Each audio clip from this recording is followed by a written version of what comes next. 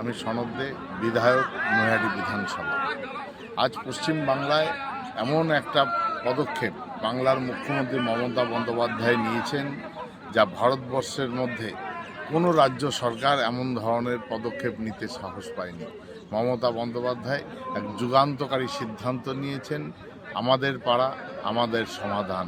ইতিমধ্যেই পশ্চিমবাংলায় এই গত এক মাসে 1 কোটিরও মানুষ তারা তাদের দাবি আমাদের পাড়া আমাদের সমাধানে রেখেছে। কারণ পশ্চিমবাংলায় চলছে মামাটি মানুষের সরকার, যে সরকারের লক্ষ্য একমাত্র উন্নয়ন। উন্নয়ন ছাড়া এ বাংলায় অন্য কিছু নয়। না আছে ধর্মের রাজনীতি, না আছে সন্ত্রাসের রাজনীতি।